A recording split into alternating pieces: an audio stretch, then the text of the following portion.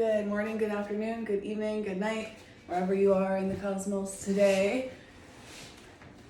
Thank you for joining us.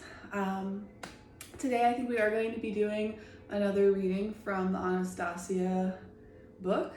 I was originally planning on coming in and doing a tarot reading, and there was a message that was coming through kind of along the lines of, on the theme of humility, let's say. And I decided to pop open the Ringing Cedars of Russia, book 1, and see kind of like where we were at and what the next chapter was going to be when that comes around. And when I was looking at it, I thought that the chapter itself was quite an interesting message in humility, and felt like it was very appropriate and timely, and today would be a good time to do that. So I'm going to light some candles in here before we get started, actually. And then I believe this chapter is only like 4 or 5 pages long, so won't be incredibly long, but if you would like to go and grab a crochet project or a glass of tea or whatever, now would be the time to do that. I am going to ring the sound bowl, so please cover your ears or take out your sound buds if you have any sort of sensitivities.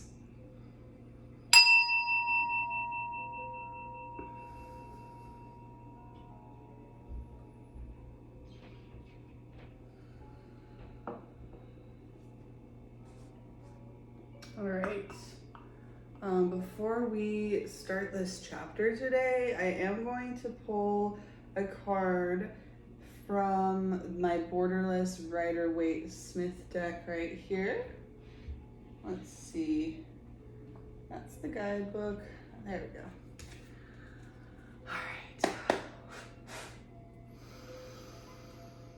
Freya, Folly, Michael, Mary, please be here with me now. Please allow me to see. Please allow me to channel for the collective a message in alignment with their greatest and highest good, balanced with that of the collective at large. Thank you for your guidance. Thank you for your wisdom. Thank you for your support. Thank you for your encouragement. Thank you for your grounding. Thank you for your insight. Thank you for humbling us. The Emperor.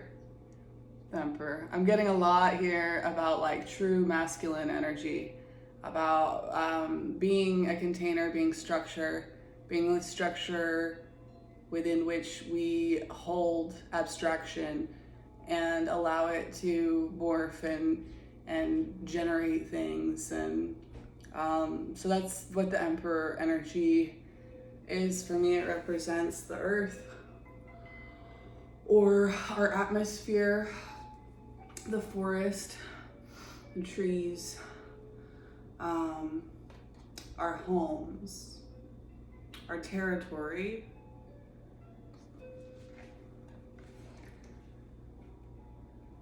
our space of love. Wow. Yep. Okay, the Emperor. So Anastasia, book 1. This chapter is chapter 20, and it's called A Mortal Sin.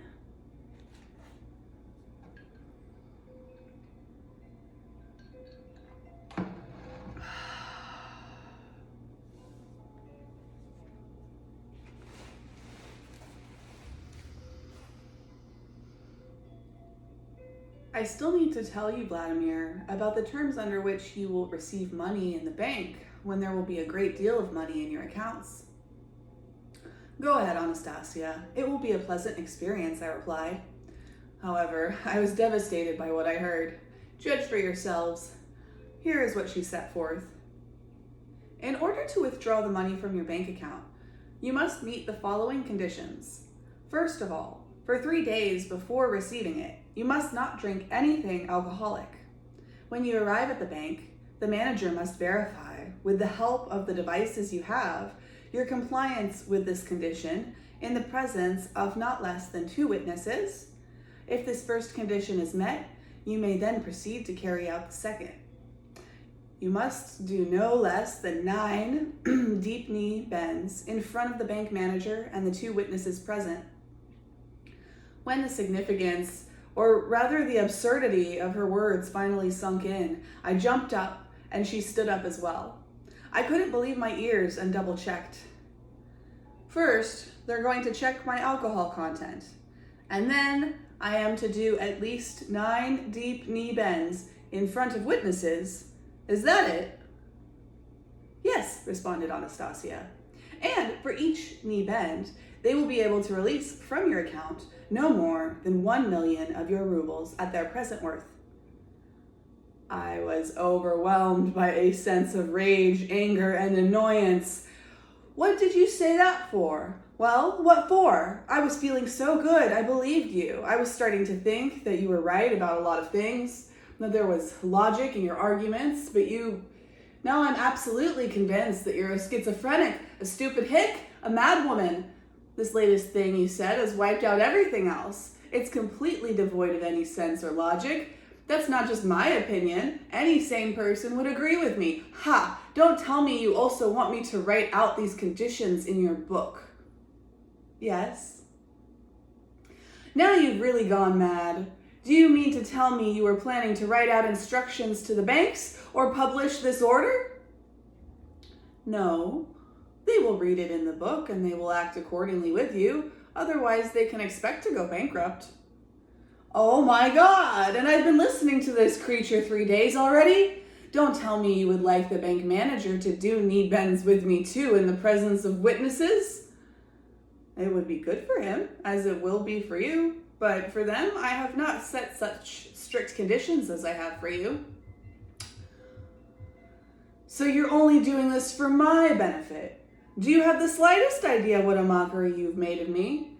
See what the love of a crazy recluse can spill over into? Only it won't work. Not one single bank will ever agree to serve me under those conditions, no matter how much you have visualized such a situation. Now your dreams have gone too far. Well, you can stand here and do all the deep knee bends you want, you nincompoop. The banks will agree, and whether you know it or not, will open accounts for you. Granted, only those banks which are willing to operate ethically, and people will trust them and come to them, Anastasia went on, not budging an inch from her position. I found myself becoming increasingly irritated and angry. Angry with myself or angry at Anastasia? Come on now. Think how long I've listened to her, trying to understand what she was saying, and here she's turned out to be simply half crazy.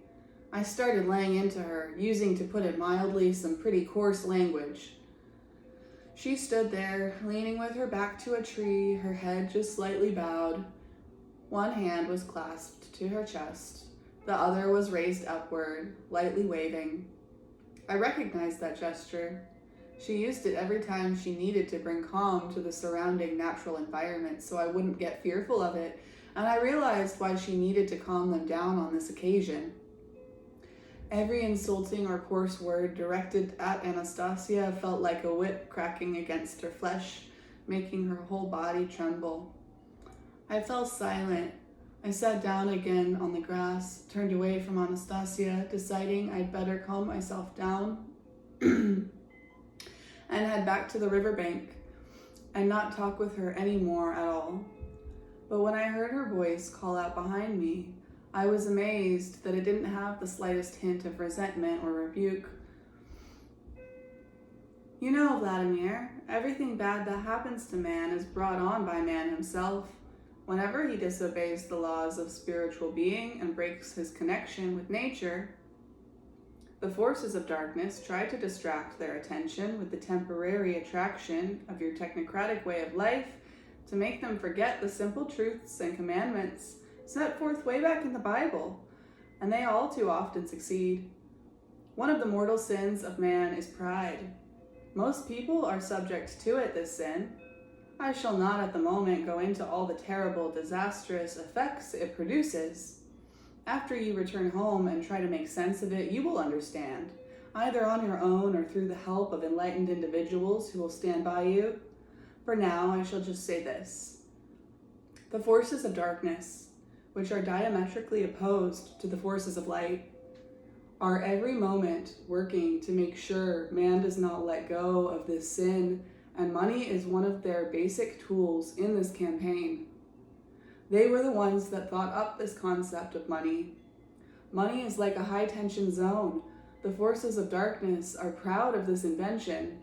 They even think themselves stronger than the forces of light for having come up with money and for being able to use money to distract people from their true purpose. This great confrontation has lasted for millennia, and man is at its center. But I do not want you to be enslaved to this sin. I realize that mere explanations are not enough to settle this question, because in spite of thousands of years of explanations, mankind has not understood nor discovered the means of counteracting this sin. It is only natural that you would not be able to discover it either. But I really very much want to save you from this mortal danger which can corrupt the spirit.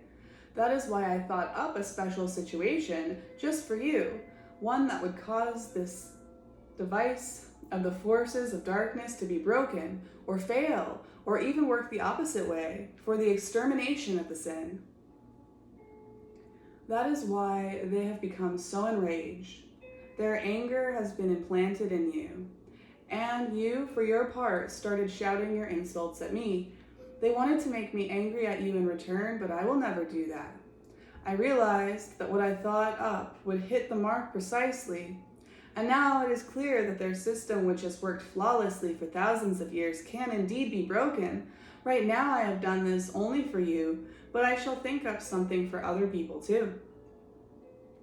Now what harm is there in drinking less of that alcoholic poison and in becoming less arrogant and stubborn? What were you so upset over? Of course, it was pride that was upsetting you. She fell silent, and I thought, improbable as it is, her brain, or something besides, may have imbued this comic, utterly abnormal situation of doing deep knee bends in a bank with such a deep meaningfulness that there really could be some logic in it. I'd better think about this a little more calmly. All my anger at Anastasia passed, and in its place arose a feeling of uneasy guilt. However, instead of apologizing on the spot, I simply turned to her with a desire for reconciliation. Anastasia, it seemed, could feel my inner state. She at once gave a joyful shudder all over and began talking at top speed.